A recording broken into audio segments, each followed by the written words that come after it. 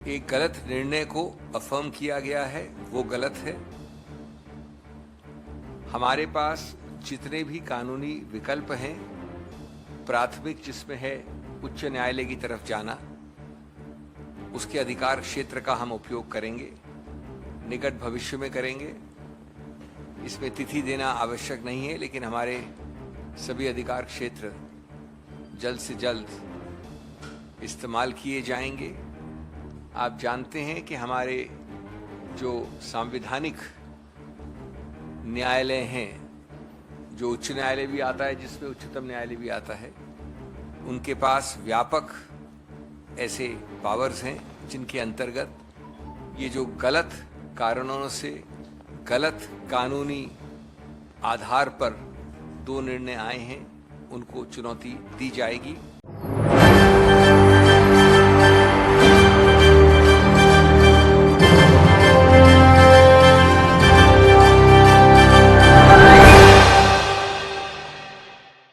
क्या साल 2024 के लोकसभा चुनाव से पहले राहुल गांधी को संसद की सदस्यता मिल पाएगी?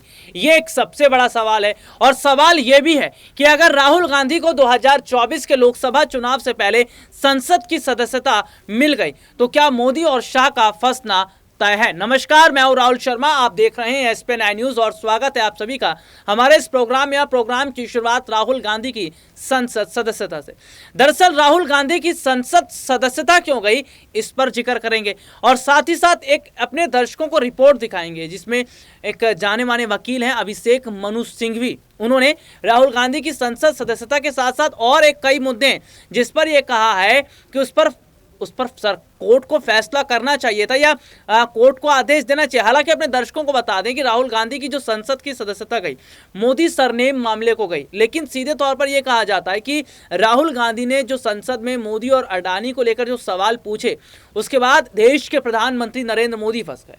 और जो सवाल राहुल गांधी ने एक के बाद एक पूछे, उन सवालों का जवाब तो मोदी जी के पास था ही नहीं। और देखने को ये मिलता ही है कि मोदी जी उस भरी संसद में केवल पानी का एक गिलास उठाते हैं, पीते हैं और टेढ़ी नज़र से राहुल गांधी की तरफ देखते हैं। हालांकि राहुल गांधी ने तो ये साफ तौर पर कहा है कि नफरत के बाजार में मोहब्बत की दुकान खोलने आए और मोहब्बत की दुकानें तो खुली हैं। कर्नाटक चुनाव के नतीजों को देख लीजिए। हाल ही में जो कांग्रेस पार्टी लगातार आगे बढ़ती चली जा रही है, हिमाचल में कांग्रेस की सरकार बनी, तो सीधे तौर पर देखा जा रहा है कि राहुल गांधी जिस तरीके से कह रहे हैं कि उन्हें कोर्ट पर पूरा भरोसा है और उन्हें संसद की सदस्यता जरूर मिल जाएगी। क्या कुछ कह रहे हैं अभिषेक मनु सिंह भी, देखिए रिपोर्ट। एक गलत निर्णय को अफर्म किया गया है वो गलत है। हमारे पास जितने भी कानूनी विकल्प हैं, प्राथमिक जिसमें है उच्च न्यायालय की तरफ जाना, उसके अधिकार क्षेत्र का हम उपयोग करेंगे, निकट भविष्य में करेंगे। इसमें तिथि देना आवश्यक नहीं है, लेकिन हमारे सभी अधिकार क्षेत्र जल्द से जल्द इस्तेमाल किए जाएंगे। आप जानते हैं कि हमारे जो संवैधानिक न्यायालय हैं, जो उच्च न्यायालय भी आता है, जिसमें उच्चतम न्यायालय भी आता है, उनके पास व्यापक ऐसे पावर्स हैं जिनके अंतर्गत ये जो गलत कारणों से गलत कानूनी आधार पर दो निर्णय आए हैं, उनको चुनौती दी जाएगी। और हमें आशा और विश्वास है कि जल्द से जल्द ये सही की जाएगी, गलती को ठीक किया जाएगा न्यायिक कानूनी रूप से। जहाँ तक श्री राहुल गांधी जी के वक्तव्य का सवाल है, सब जानते हैं कि वो एक लाइन किस संदर्भ, किस परिप्रेक्ष्य में कही गई थी, किस प्रकार से उसको तोड़ फोड़ कर एक नई आयाम दिया गया है, जो बिल्कुल सीधा देखने पे भी झूठा और बेमानी दिखता है। जो कारण दिए गए हैं इस निर्णय में वो बिल्कुल संदिग्ध हैं, गलत हैं, कानूनी रूप से मैं कह रहा हूं।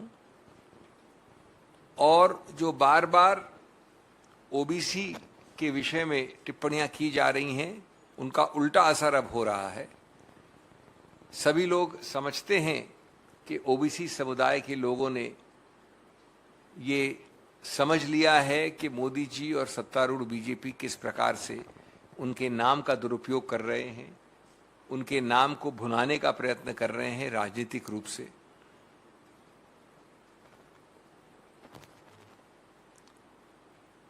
दो वर्ष का मैक्सिमम दंड देना, जो कभी सुना नहीं गया, कभी हुआ नहीं मानहानि के क्षेत्र में। कन्विक्शन ही नहीं होता है क्रिमिनल, लेकिन अगर होता है तो 3 या 5 महीने से ज़्यादा कभी सुना नहीं गया, उसको सेशंस कोर्ट द्वारा सही मानना बिल्कुल गलत है। इससे अगर कोई भी समझता है कि राहुल गांधी की आवाज़ रुकेगी, झुकेगी, साइलेंट होगी, तो वो न राहुल गांधी को जानते हैं न कांग्रेस को समझते हैं। राहुल गांधी स्पष्ट और सही रूप से बोलते हैं। वो लोगों के, जनता जनार्दन के न्यायालय में, उनके दरबार में बोलते हैं, और उन्होंने कोई गलत न कहा है न कहेंगे, लेकिन अपनी आवाज़ पुरजोर तरीके से सबके सामने रखेंगे। उनके पीछे पड़ना, उनको कभी ट्रोल करना, उनके संसद में बोलने से पहले प्री कंडीशंस रखना, संसद को सत्तारूढ़ पार्टी द्वारा अवरुद्ध करना, उनकी सदस्यता पे प्रश्न चिन्ह लगाना, उनको प्रिविलेजेस कमेटी से डराना धमकाना, इस किसी से कुछ फर्क न पड़ा है न पड़ेगा, न राहुल गांधी को न कांग्रेस पार्टी को। जो उनके कानूनी अधिकार क्षेत्र हैं, संवैधानिक अधिकार क्षेत्र हैं, उन सब का वो प्रयोग करते रहेंगे। और इस जरिए जो चिंता दिखा रहे हैं माननीय मोदी जी, बीजेपी सरकार, सत्तारूढ़ पार्टी, वो सिर्फ एक चीज दिखा रहे हैं, वो चिंता व्यक्त कर रहे हैं, घबराहट और बौखलाहट व्यक्त कर रहे हैं इस प्रकार के हथकंडों से, न कि राहुल गांधी के जनहित में पूछे गए इतने सारे अलग अलग प्रश्नों का उत्तर देना, भ्रष्टाचार से संबंधित बहुत पैनी दृष्टि से पूछे गए प्रश्न इत्यादि। अब मैं 2-4 मिनट लूंगा आपके साथ में, तकनीकी नहीं होना चाहता, लेकिन आपको एक छोटा सा एक झांकी देना चाहता हूं कि किस प्रकार से पढ़ने दिखने में भी ये निर्णय गलत लगता है जो आज आया है।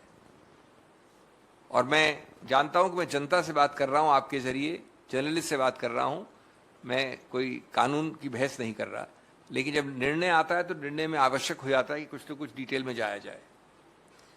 अगर आप कुछ 3-4 पैरास देखें शुरू के, तो विचित्रता इस केस में एक बड़ी अजीब है।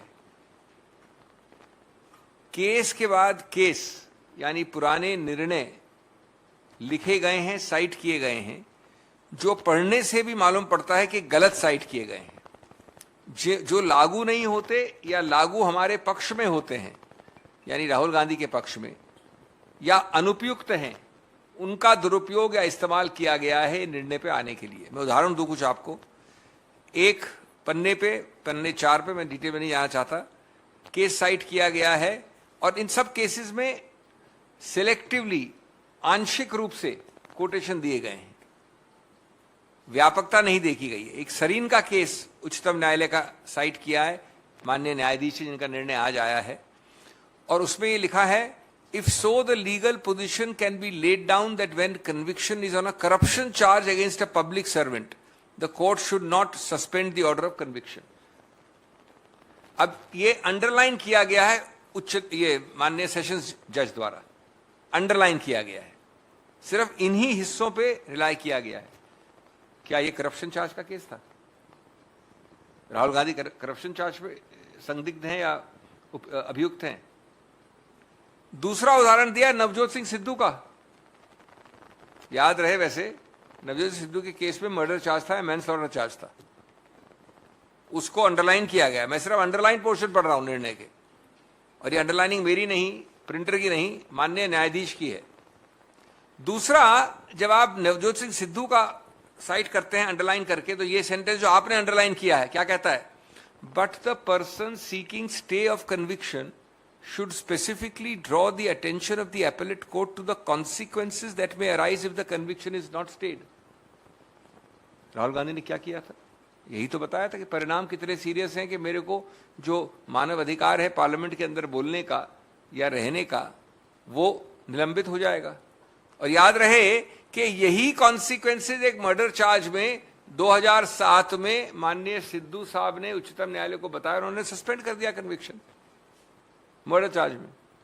इसको साइट करते हैं माननीय न्यायाधीश, अंडरलाइन करते हैं, लेकिन मेरे विरुद्ध लागू करते हैं। ये आपको पारदर्शी लिखित रूप से आम आदमी को समझने वाली गलतियां बता रहा हूं, मैं कोई कानूनी दलील नहीं कर रहा। तीसरा केस साइट किया है रविकांत पाटिल का, अंडरलाइन किया है, वही कहा है should draw the attention of the appellate court to the consequences that may arise if conviction is not stayed. ये इसलिए लिखा जाता है सेंटेंस कि जहां पर कोई आदमी निलंबित हो जाए, सस्पेंड हो जाए असेंबली से या पार्लियामेंट से, तो ये परिणाम आप लाइए सामने, हम सस्पेंड कर देंगे कन्विक्शन। इसको साइड किया गया मेरे विरुद्ध।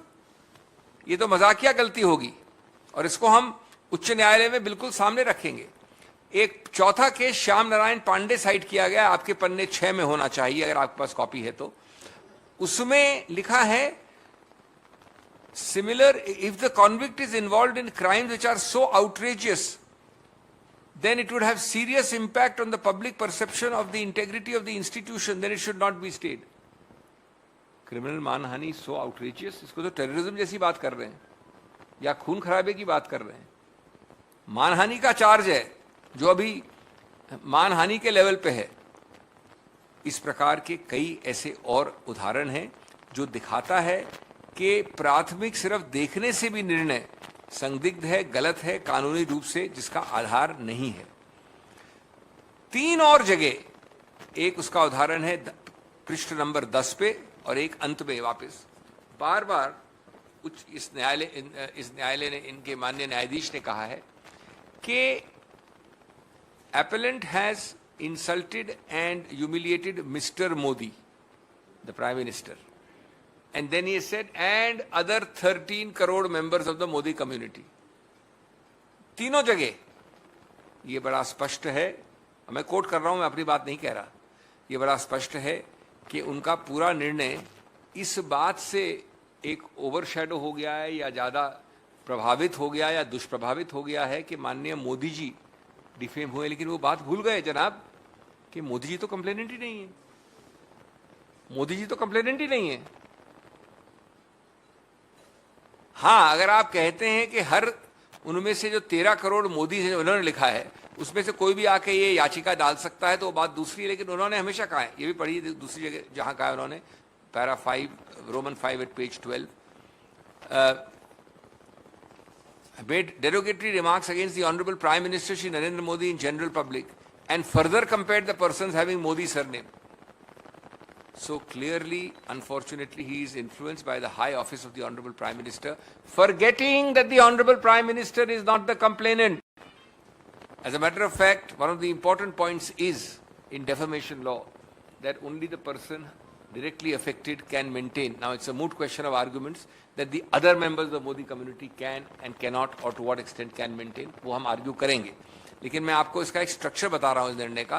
पहले 10 निर्णय साइट करना, उनके गलत पोर्शंस पर रिलाय करना, ये सजेस्ट करना कि हमने कॉन्सिक्वेंसेस आर्ग्यू नहीं किए, ये नहीं देखना कि वो सब उदाहरण ऐसे केसेस के हैं जो इससे बहुत ज्यादा सीरियस थे और हमारे डेफर्मेशन केस में अप्लाई करना। ये रिपोर्ट आपने देखी जिसमें विस्तार से हमने अपने दर्शकों को दिखाया, तो सीधे सीधे तौर पर जो स्थिति इस वक्त की बनी है, जो हालात इस वक्त के बने वो ये है कि क्या वाकई मोदी सरकार विपक्षी पार्टी के नेताओं से डर रही है, और अगर मोदी सरकार विपक्षी पार्टी के नेताओं से डर रही है तो क्या 2024 से पहले विपक्ष का सामना सरकार कर ही नहीं पाएगी। हालांकि बिहार की राजधानी पटना में हाल ही में जो विपक्षी पार्टी के नेताओं की बैठक हुई, उस बैठक में देखने को मिलता है कि तमाम राजनीतिक पार्टी के जो नेता हैं, तमाम राजनीतिक पार्टी के नेताओं की बैठक में तमाम लोगों को बुलाया जाता, तमाम नेता आते, लेकिन कहीं ना कहीं जो स्थिति बनी थी, कहीं ना कहीं जो हालात बने, तो वो ये जाहिर तौर पर बता रहे हैं कि शायद आने वाले वक्त, शायद आने वाले समय के अंदर जिस तरीके से हम मुद्दों को देख रहे हैं, जिस तरीके से हम स्थितियों को देख रहे हैं, वो ये